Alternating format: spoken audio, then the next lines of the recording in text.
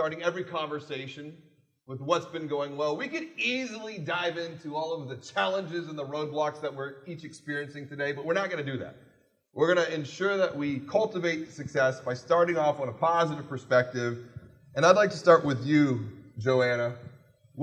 What's been going well? Because when we connected before, you shared with me that loan growth has actually been better than expected. Yes.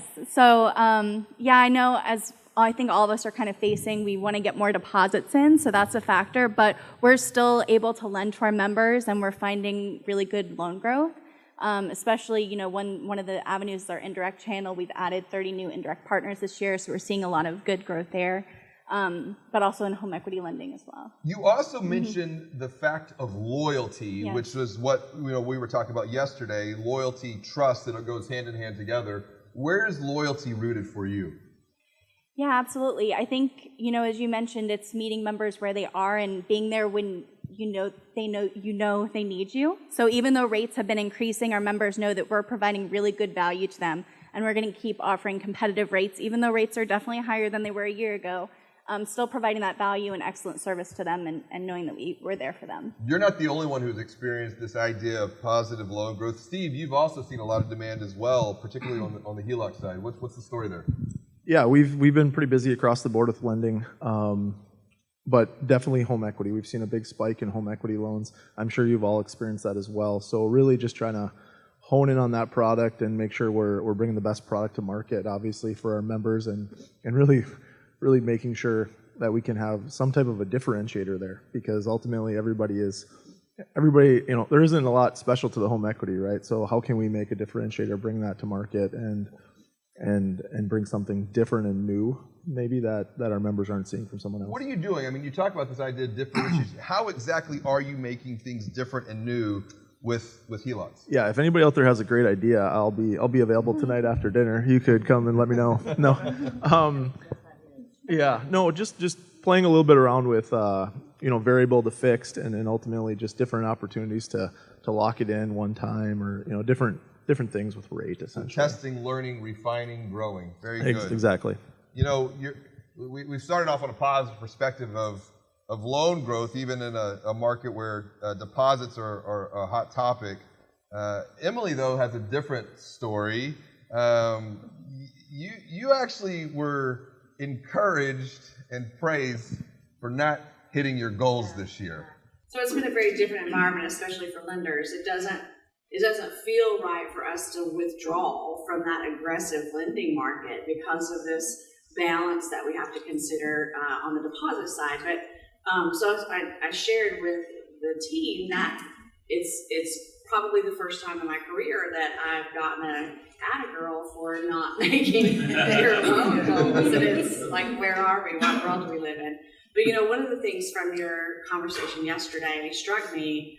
Our members still have that need, and if we're shying away from the products that they need, and we're directing them in another way, such as deposits or something that is more business minded, we're not serving our members in the ultimate way. So that's a takeaway that I'm going back to my organization with is regardless of the environment that we're in, we still have to serve our members with the products that they are obviously proving to us that they still need. Absolutely, and we're going to stay on this theme of growth, but you know, from a different perspective. Imelda, you've made some acquisitions. Yes, the last 2 years have been very busy for Arizona Financial. We actually acquired 2 community banks in the last 2 years, and we're able to now offer business banking options, commercial lending options, a more robust residential program, and small business is huge in Arizona. So that's exciting for us because we are now able to go out to the community and say we serve small businesses. We can lend to those startup businesses. So that's big, and it's an exciting time for us. But those 2 years of being in that acquisition mode, we lost a lot of traction on our consumer side. So that's where I'm here today, and I'm just like gobbling it all up and thinking like, okay, now it's going back to work to how do we make a better experience for our consumer members that then leans into our business and our residential. Because those business members may come to us for a business, but then they have a consumer need as well. So I think it's about tying those three business lines together and making sure that we're able to serve them with all their needs, not just the initial request. As we're going through, if you're hearing something from the panel that you'd like to have them go a little bit deeper, do not be afraid to raise your hand, or even better, just stand up, speak up. Just shout it out. Yeah. Just shout it out, stand up, speak up, so we can see where you are and invite you into this conversation. I think one of the things I'm hearing, and I want to get your take on this, Janelle, and maybe from everyone here, who feels like sometimes you wait for the perfect time to do something, the perfect time to launch something? Who feels that way sometimes? Like, we got to have it perfect before we can do it, okay? Janelle, you shared something that is a little bit different because we're moving at a pace that we have never experienced before. We are. And at Commonwealth, we're known for, let's get it perfect, and it doesn't matter how long it takes. And you miss things. You miss the opportunities with that. So we're really trying to get comfortable with a violently executed plan is far better than one with everything perfectly planned out, to make sure that we hit it right at the right moment and get those opportunities before they pass us by. How is that transforming maybe mindsets for yourself, the team, the organization, because it is a different way of not just doing, but also thinking? Yeah, I mean, I think it's really getting comfortable with failing forward. You know, that didn't go as planned. All right, how do we fix it? How do we move on? And how do we make it better next time? So just being comfortable with that grace mentality that it's okay. You know, the recovery is important, and then we move on and we try again next time. This idea of failing forward, there's some leadership involved, because we're leading beyond where we're at right here in the present. Christopher, you talked about, you know, it's easy to be a leader when times are good. Now is the time to really step up and not just manage, but really provide that leadership and vision. Well, absolutely. You know, when everything's going swimmingly well, you know, we're all great leaders, right? It's when you see that conflict, potentially, to say, okay, how do we rethink it? Yes. Doing things a little bit differently, or rethinking that through problem-solving, critical thinking. And by all means, as leaders, reaching out to your counterparts, whether within your network here, professionals, you know, that's the greatest information or advice I can ever give, is really dive deep into your network of individuals you know, and then as well as your employees, because guess what? Your frontline staff probably know it better than you do, and can give you some great ideas as to, okay, how do we overcome that obstacle? That's a fantastic point. The idea of community leads to collaboration, it leads to accountability, it leads to a cross-pollination of ideas. This is why when we come together for something like this, it really is truly transformative. And I want to come back to this point of mindset for just a bit, because when things get tough, when things get hard, that's when we have to make some choices. One of my favorite exercises when working with financial brand leaders is to surface roadblocks, to surface obstacles really early and often before we experience them. You know, think about how often, and just show of hands, you do goal setting annually. Yes? Raise your hand. If you do goal setting annually, raise your hand. Okay? Do you do goal setting quarterly? Raise your hand. Quarterly goals? Uh-huh. Monthly goals. Weekly goals. Daily goals. Got one over here. Okay? One in the back, looks like. The to-do list. Agreed. Like survival, does survival count? So that's a fantastic point. Here's the thing. Has anyone ever you've done your goals, but right after you think through your goals, what are the roadblocks that stand in the way to prevent me from moving progress towards? Who thinks through the roadblocks, or do you just think about goals? So show of hands. I just think about goals first. I only think about goals. Who thinks about roadblocks too? Fantastic. Because the more that we can surface roadblocks early and often, the more that we can identify them. You know, I think there's a really good exercise here, because you can also learn from the roadblocks of what others are really seeing and thinking about right here. Imelda, one of the things that you talked about when we connected ahead of time was the world is changing. We're not having these face-to-face conversations anymore. Why is that a potential roadblock that we need to be thinking about how to overcome? Yeah, no, I mean, pre-COVID, members were coming into a branch. We just had more interaction. During COVID, they found a different way to do business, and those members aren't coming back to see us in our branches. So they're moving more to a digital environment. So for me, our roadblock is how do we nurture those relationships that, for me in lending, start with a loan. We see that all the time. They come to the website, they like our rate, they apply for an auto loan, and that's where it ends. We open an account and they're an auto loan member. So for us, it's about how do we utilize the tools and resources that we have with our partners, and again, with reaching out to your counterparts, and what are you doing to onboard your new members? What are you using to onboard your new members? But I think it's existing members. We have a lot that just have an auto loan with us, or may just have a checking account. They're sharing us with someone else. So it's really about how do we utilize digital technology to help them not share and be just with us. That's a fantastic point. It's transforming the relationship from being what has historically been, I would say, passive, maybe even reactive. We wait for someone to raise their hand. And Janelle, you shared with me that it might be a service mentality.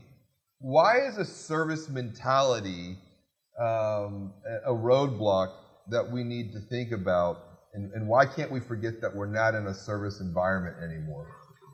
I think COVID changed things. There's the pre-COVID world where we were all used to the way things were, and then there's this post-COVID world where we're trying to get back to this pre-world, but we really liked that kind of COVID period. Real fast.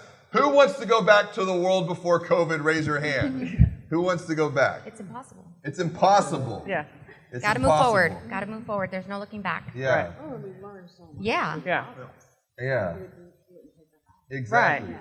I mean, so I'm going to come back to you in just a second. When you talk about this idea of pre-COVID, post-COVID.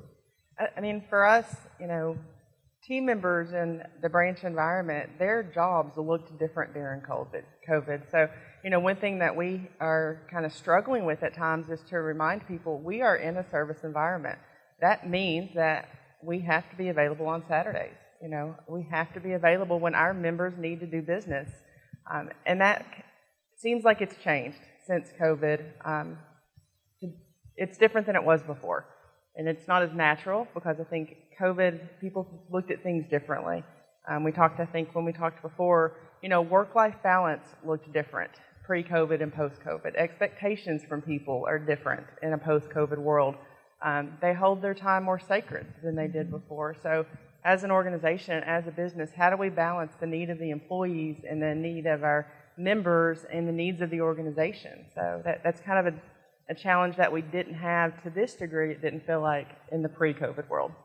If you recall yesterday, one of the things I shared was the formulaic approach to growth, because you're talking about employees here.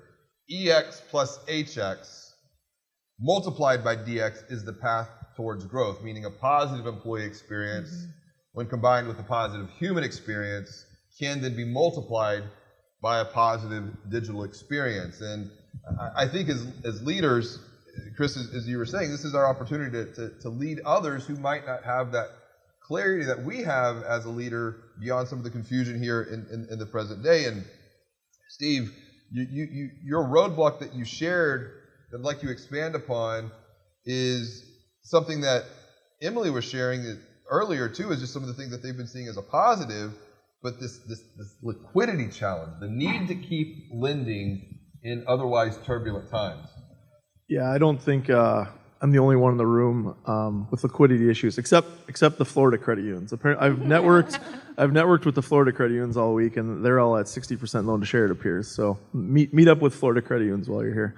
But yeah, no. As a lending guy, lending is the economic engine of your credit union. It's extremely important.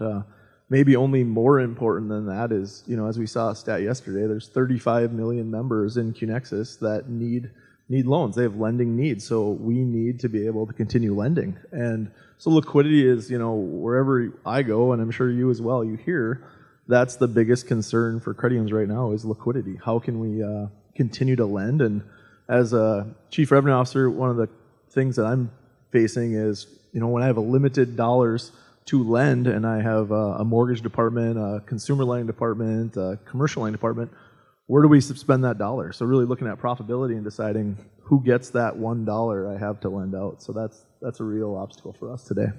Well, when you're talking about these Florida credit unions, what's going on down in Florida, Joanna?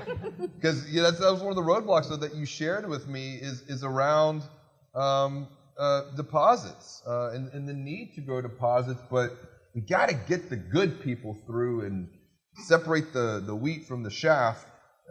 Yeah, so what we've been really focused on refining and building our digital account opening space and making it really frictionless area for people to join our credit union, which has been pretty good. But one of the things we've seen is an increase in fraud, which I don't think is unique to us. So it's finding that balance of making it frictionless for the good people to get through, but we're trying to find those right controls so that we don't have too much fraud coming through. So that's one of our areas of focus right now. What are you doing specifically to help mitigate some of that, but still get the good people through? It's really trial and error. So we're partnering with, I believe it's Array is the company that we're working with to have a few different fraud tools and really see what works. And I'm not directly as involved in that as some of the other members of our team, but my understanding is it's plug and play, so we can really test different tools and see what works. But I think, again, some of the feedback we've gotten from real people trying to get in the door is we might have tightened it too much. So, like, some people are getting rejected and will need to go into the branch, and we don't want that. So it's really finding the right balance. Absolutely. And when you talk about finding the right balance, I know, Emily, balance is key, but it's also a roadblock that you're thinking through right now, particularly when it comes to digital banking expansion. What's going on here? Because you're looking at new growth opportunities, but those opportunities are also presenting some challenges. They present challenges because as you expand your digital presence, you also have to keep relevance in that and to your brand. And outside of our charter area, typically, we have to recreate our presence in that space. So that becomes a challenge of making sure that we're promoting ourselves as aggressively as we need to. We kind of get comfortable in our area that knows us and knows what we represent and knows our brand. But we have to remember that as we move outside of that space, we've got to continue to build our relevance and continue to make our processes much more streamlined, efficient, like Joanna said, and ask ourselves a lot of questions of, do we continue to do it that way just because that's how it's always been done? Force ourselves outside of the box. That's what I meant by the lessons that we learned during COVID. Is out of necessity, we had to ask ourselves a lot of questions, completely do a paradigm shift in our mindset. And now that we've learned we can, don't go back. Manage your remote workforces. Allow your teams to have that work-life balance that they learned they could have, and you don't take that away. That's that human connection for your employees as well as for your members. It would be a very interesting experience to almost force a COVID-like situation at least once a year, if not once every 18 to 24 months. It's an exercise in limiting constraints, because when you take things away, that's when you're starting to see what is important, what the challenges are, what the opportunities are on the other side. Because as you're talking about relevancy, Christopher, one of the things that you're thinking about from a roadblock is we talked about this yesterday, and Barron even touched on this in his opening thoughts. It's transforming competition in conjunction with transforming consumer behavior. Why is this a roadblock in your mind to be thinking about right now? Well, I think, from a consumer standpoint, everybody's been comfortable with super low rates for how long, right? We've seen a market that for 5 years, rates never moved up. So the consumer behavior is like, what do you mean I'm going to now have an auto loan that's double what it was maybe 3 years ago? So when you look at consumer constraints of, I can't afford that payment. That's expectations too. Right, absolutely. So you're seeing that even with competition. In competition, there is no such thing as a 3% auto rate anymore. Not that I'm aware of anyway, but if anybody has one, let me know. Let me know. Yeah, let everybody know, Let right? everybody know. Yeah. But with that is making sure, and I think it was to Steve's point earlier, is making the right balances. Now, as the Chief Lending Officer himself, something that we did a little differently in our organization is I have several goals. It's not just lending anymore. It's also membership growth, indirect growth. So we're looking at how do we do that, and now I'm in charge of the profitability with our ELCO team, is looking at these rates and saying, what can we do? Because when you have constraints to the liquidity aspect, not being a Florida credit union, you've got to look at, while I still need to lend that money and help my members, how can I maintain that return for the credit union, still maintain profitability? So those are some of the, I wouldn't say roadblocks, but challenges we face as an organization, and just rethinking that mindset to say, how do we still do it and do it well, both from a digital standpoint as well as profitability, maintaining that. Because if you shut down your loan pipeline, trying to get that back, it's near impossible. And we saw that exercise, or that true testament, when we did the same thing several years ago with deposits. We had deposits just coming in flush with COVID and the stimulus. We didn't market for deposits. We forgot about it. And that was a mistake, lessons learned, that we shouldn't do again. That's a fantastic point. When you shut down the pipe, it takes forever to get it back up and running. And it's one of those things that, while it's what I was talking about yesterday, at the foundation of every relationship, respect. Help me when I have a need, not when you have a need. And of course, we all have needs up here, but if we're thinking about growth as a result by creating value for someone else, it's always focused on how we can help them. Joe Polish is an entrepreneur, and he wrote a fantastic book recently called What's in It for Them? And it's a little bit of just a different way about thinking through the next steps forward as we're looking to cultivate success. We've heard from the panel here with some roadblocks. Before we move on to opportunities, questions from y'all, Baron, from y'all, on roadblocks that they're discussing. Something that you would like to go deeper into, whether it's liquidity, relevancy, keeping the pipeline going. Stand up, and you know what I'm going to do? I'm just going to pause. I'm going to wait for someone to ask a question. Have courage, stand up, speak out, shout out with the question because this is a conversation. Who wants to be the first one before? And if that doesn't work, I'll do what I do in my university. I'll volunteer you. There we go. Yeah, all right. We got a mic runner.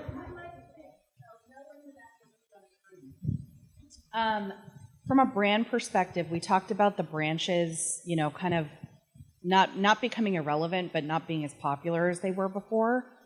What have you done from a website retooling or rebranding of your logo? Because I've had a couple customers that have gone down that road of completely rebranding. Is that something that's on your mind or that you're talking about from a website perspective? Who's built the website in the last maybe year or two? We're in the process of conversion now. So you're in the process, so we're going to come process of conversion right here. Let's go ahead and start with you.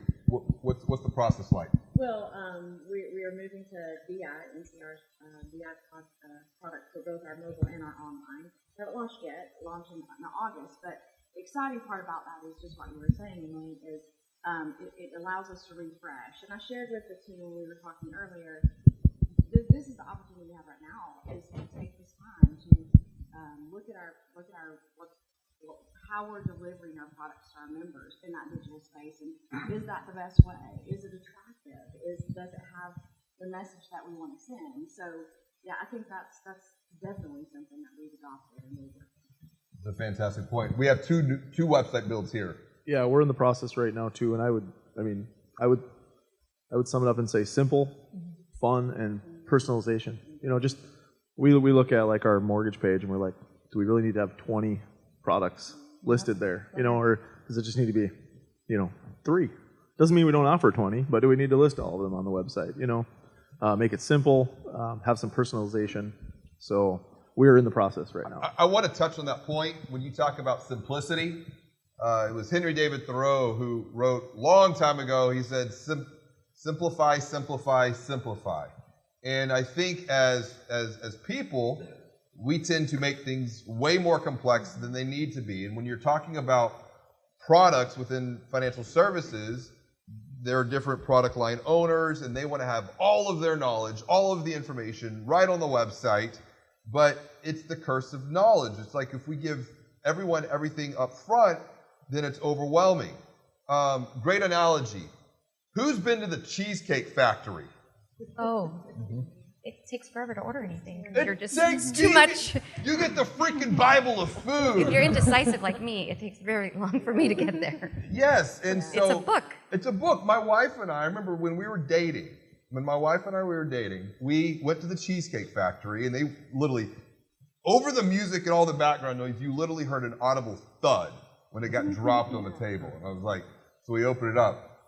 We got to the point where I was like, you know what we're going to do? We're going to open it up. We're going to put our finger on the page, and that's what we're going to get.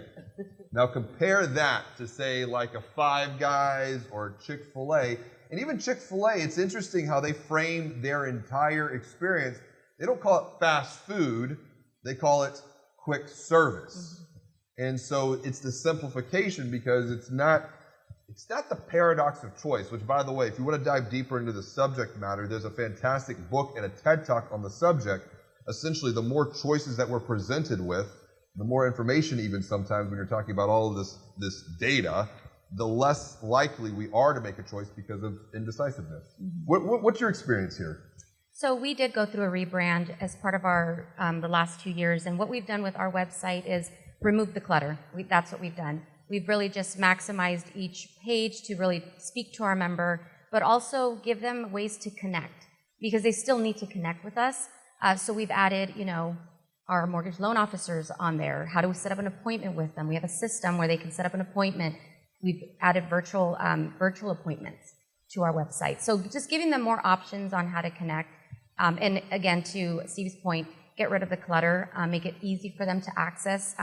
One of the things that we went through is marketing met with each business owner and said, okay, let's click through our website. And one of the things we realized is it takes me 5 clicks to get to this one product.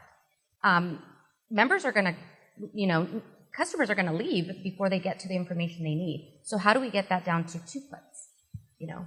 So really thinking about the time spent on the website.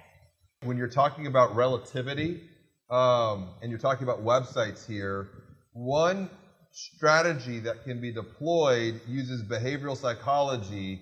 It's known as anchoring and adjusting, to where you are bringing third-party rates onto your product page to anchor it against. And there are other financial brands who are doing this right now. For example, Ally Bank. If you go to Ally Bank's website, Discover does this as well. When you're going to their websites, they're bringing the rates of, say, a B of A, a Chase, a Wells Fargo, and they're positioning their rate against the competition. And we know that when consumers are shopping for a financial product, they are comparison shopping. What they're doing, though, once again, if you think about the role of marketing, it's to control the narrative. And so they're able to anchor against a higher rate, and in the mind of the perspective or the member, adjust that accordingly. So there's a great point about relativity here. I want to flip the conversation as we start to wrap up and go from roadblocks to opportunities.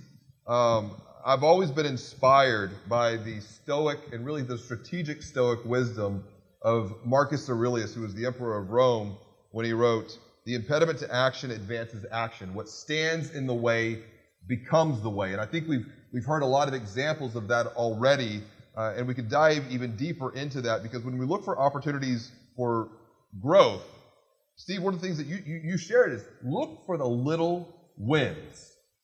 Look for the little wins. What are the little wins in your mind right now?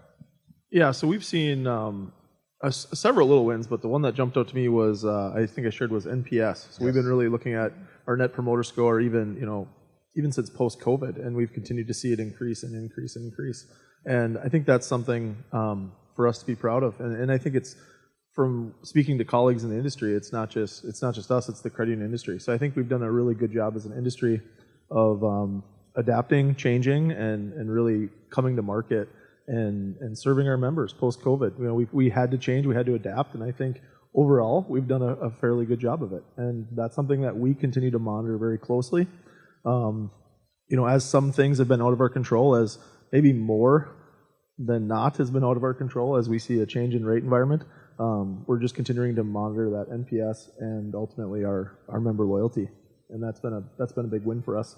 I think another opportunity, we talked, Mark actually from West America talked a little bit yesterday, as other credit unions are tightening up around, you know, liquidity, and they're making a conscious decision to maybe get out of lending, there's an opportunity to jump in and be there. A number of credit unions do. They jump in, jump out, and here's an opportunity to pick up some loan to share if you have the available resources to do so. Florida. That's I think a key theme I'm hearing from you is we must continuously communicate. We must continuously communicate not just what we do, but why we do what we do. Janelle, you were talking about that. You shared that with me. It's like we lean back and communicate why we do what we do to internal teams, but also members, because you said, quote, that is a job for them. This is a life for us. Yeah. What do you mean by that? I mean, just that. You know, when you look at our competitors and you look at who they serve and how they serve, it's their job. It's not, often, I think, they don't have the passion that we do in the credit union industry. I've been fortunate to have stumbled upon Commonwealth 22 years ago in September, and it is life for me. You know, anyone who knows me well knows that, you know, I'm committed to them, I'm committed to my team, I'm committed to the members, and that's, you know, that is a focus. And my family is first and foremost, so I'm not saying that it is above that, but it is a passion for me. And I don't know that we always see that with our competitors. And I think that gives us a strategic advantage because we truly care about the individuals that we serve, both from a team member and a member perspective. I mean, really, when you were a kid, and I forgot who, it might have been Mark, you said you came from a credit union family yesterday. But when you were a kid, did you ever think that you were going to grow up and work in a credit union? Who did not think that? Who did not think that? Yes, but it's like the mob. Like once you get in, you don't get out, and we're in this thing for life because there's a lot of purpose-driven people. But once again, if we don't continuously communicate that and re-communicate that, not only to our members, but also to others on our team who might be a little bit newer into this journey, we're going to miss opportunities, which, you know, Christopher, one of the things you shared is this idea to communicate, to provide perspective, context around education, because it's not just a rate. I talked about yesterday, trust actually outranks rate in regards to influencing buying decisions. Where's the opportunities you see to educate, to provide perspective? Well, I think it's everybody's. To Janelle's point, within the credit union space, you know, I'm for life as well, 29 years in. So I started. He's a lifer. I'm a life. I got a life sentence. You know, so 29 years and still going.